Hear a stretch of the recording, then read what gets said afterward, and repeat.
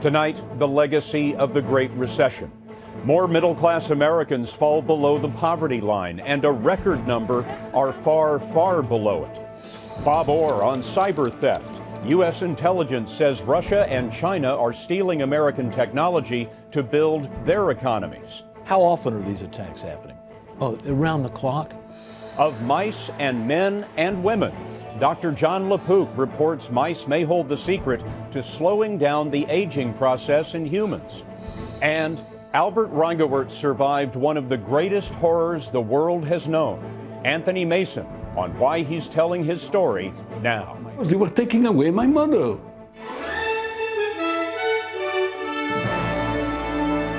This is the CBS Evening News with Scott Pelley. Good evening. We're beginning tonight with a story that really brings home the impact the Great Recession has had and is having on this country. A new analysis of Census Bureau numbers finds the profile of poverty, where it is and who is trapped in it, has changed dramatically. And poverty has reached new depths. A record number of Americans are so poor they would have to see their incomes double just to reach the poverty line. We asked national correspondent Jim Axelrod to show us how America is changing.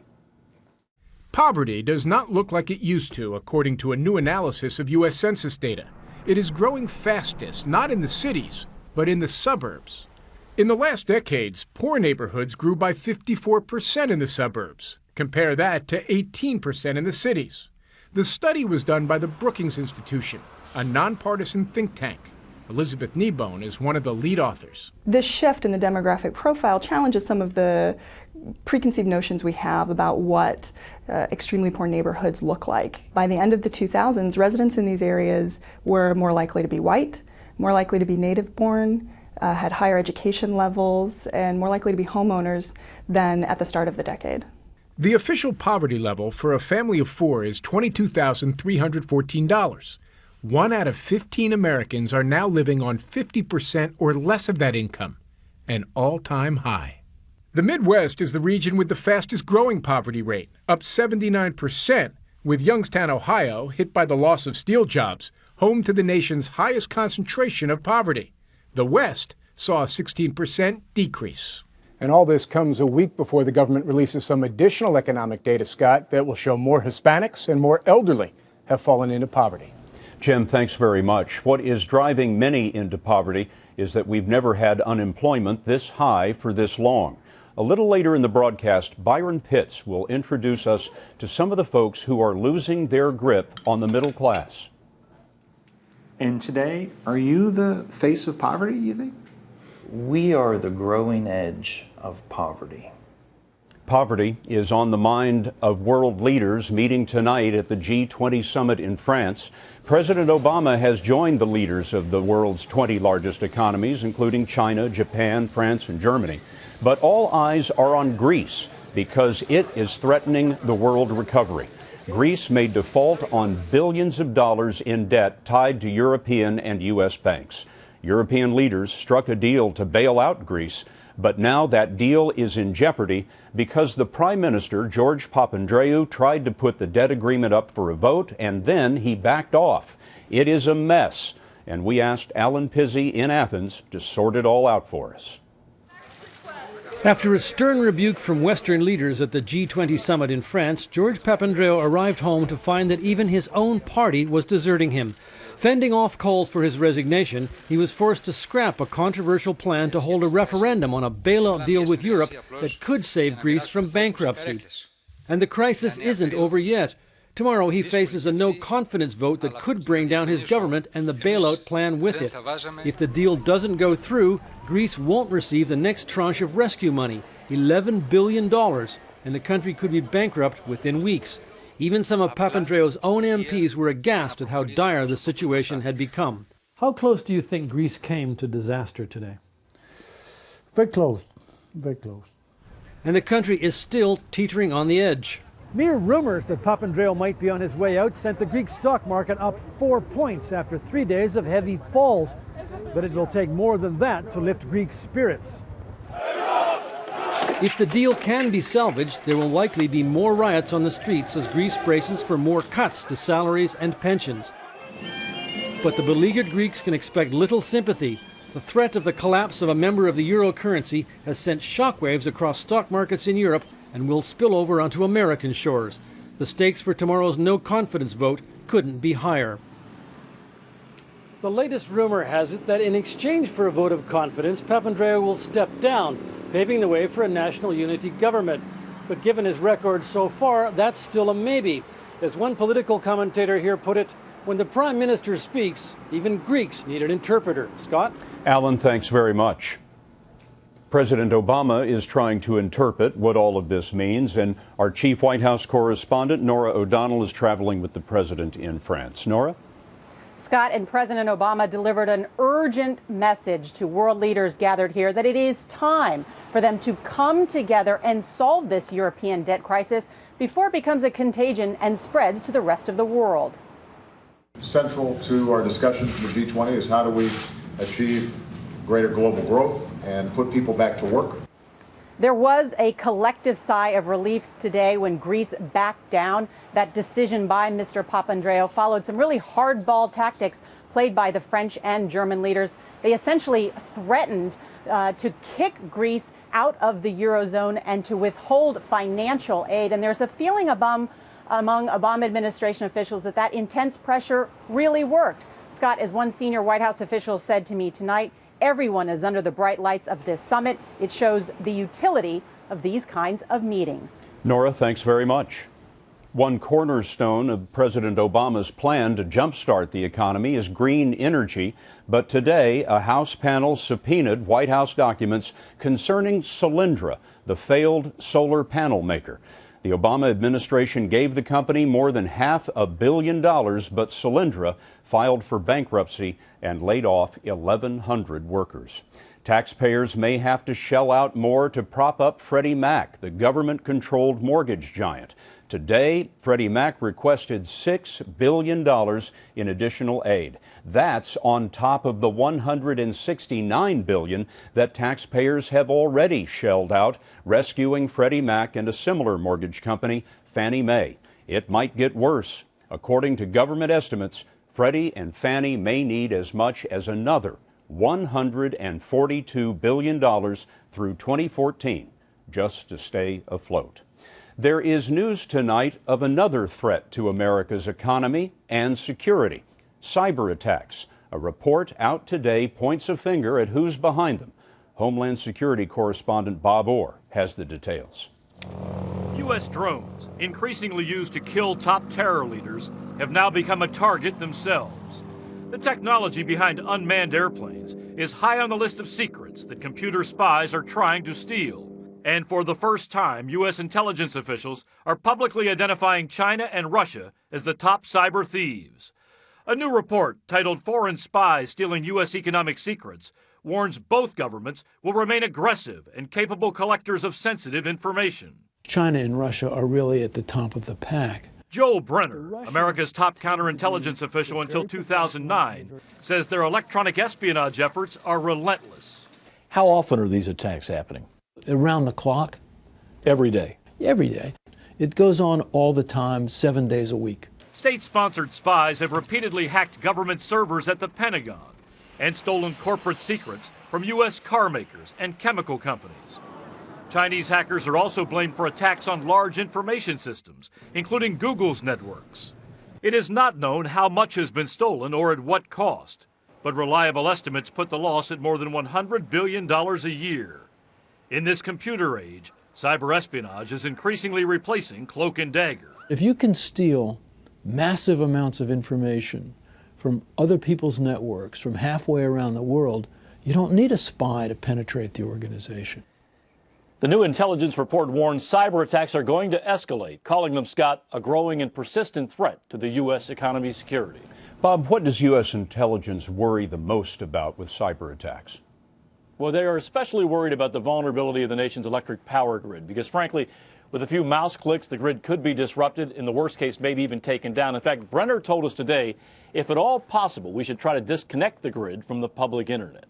Bob, thank you very much.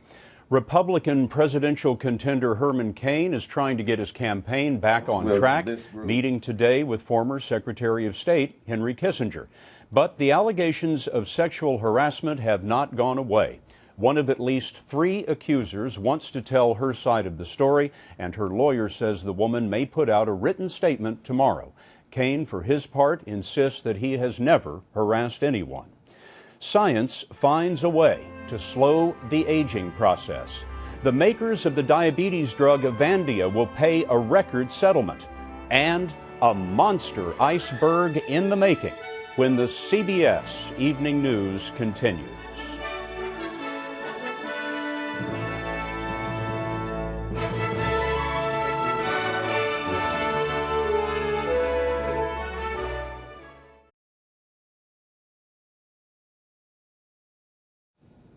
As we mentioned earlier in the broadcast, a growing number of middle-class Americans are falling into poverty.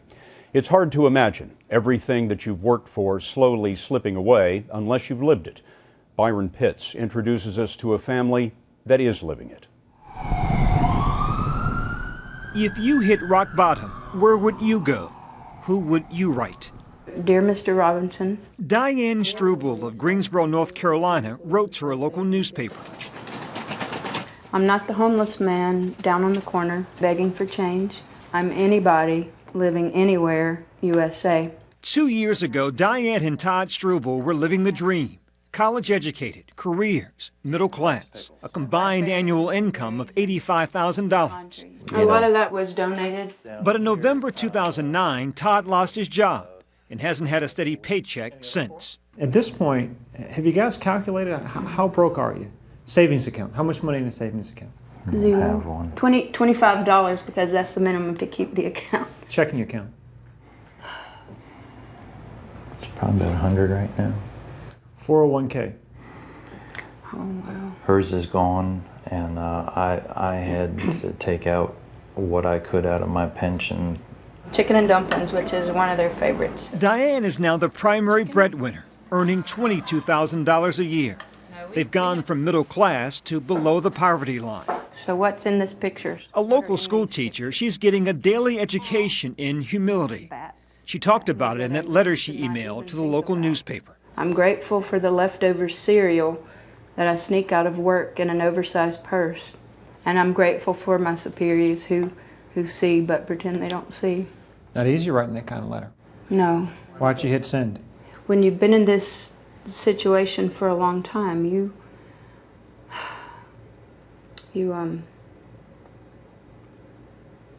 feel beaten down. She's not alone. In Guilford County, where the Strubels stay, 21% of families their size live below the poverty line. If you had to put the money that you have access to on the table right now, how much money would you have? Less than what some people pay for a dinner out. When's the last time you cried? Last night. The Strubels have 8 children. 4 still live at home. Space is tight. Reminders of their old life stored outside.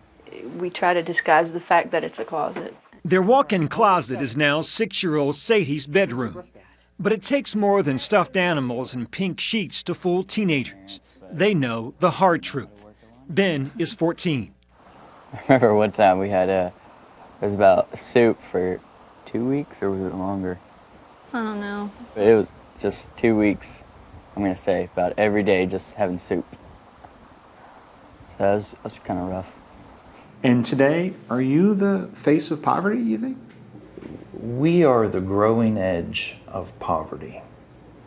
The growing edge of poverty? Yeah. What does that mean? I think there is becoming a greater and greater divide between the haves and have-nots. Bless and keep each of us. Help us to remember you are with us always. Tonight in many homes across America, that divide is growing. Byron Pitts, CBS News, Greensboro, North Carolina. The drug company GlaxoSmithKline agreed today to pay the U.S. government a record $3 billion to settle investigations of its sales and marketing practices. Federal prosecutors had accused Glaxo of manipulating research to promote Avandia, the diabetes drug that has been linked to heart attacks. Under the settlement, Glaxo will not admit wrongdoing. It is slowing down the hands of time. Scientists may have found one secret behind the aging process, and that is next.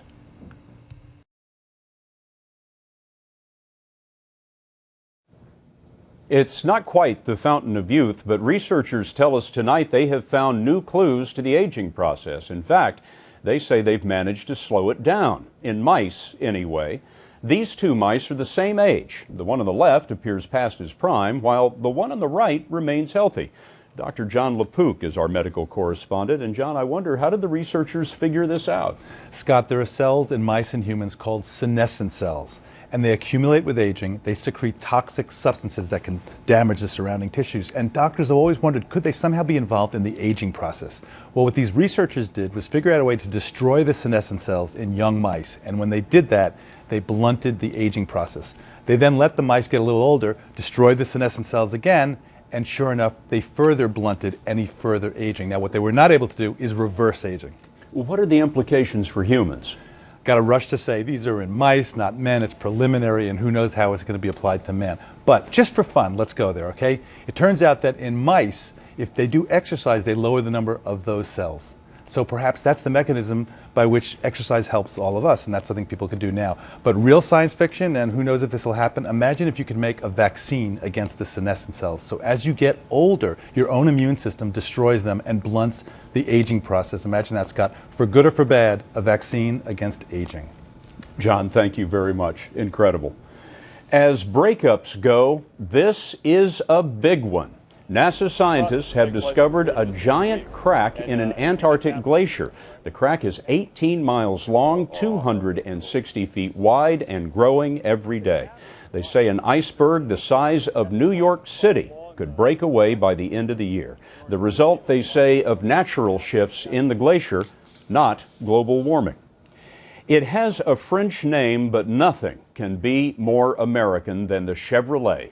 The automobile line founded by race car driver Louis Chevrolet turned 100 today. Over the past century, Chevy turned out a few clunkers, but a lot of classics, from the Corvette to the 57 Bel Air and the 69 Chevelle. Since 1911, Chevrolet has sold more than 209 million cars, making it the most popular nameplate of all time. They were the children of one of the greatest tragedies the world has ever seen. You'll hear a survivor's story next.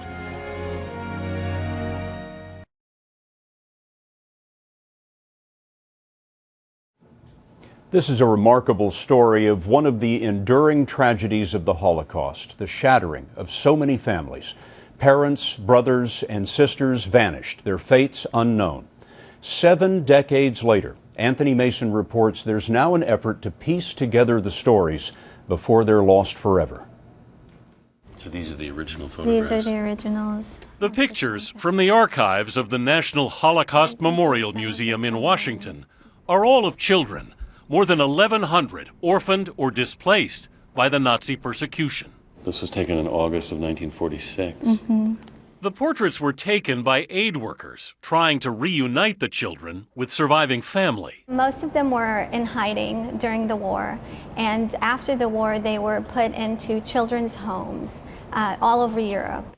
Lisa Yavny heads a new project called Remember Me. The museum is posting the pictures on its website in hopes of finding out what happened to all of these children. There's a story behind every one of these pictures. Everyone, there's a story. And that is? This is me at the age of 11. Albert Reingewertz stumbled on his own picture on the website.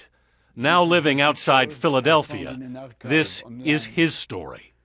That photograph was taken at a French orphanage in 1947. After the war, an American family wanted to adopt him. You didn't want to be adopted. I didn't want to be adopted. I was waiting for my parents. You believed they were going to come back.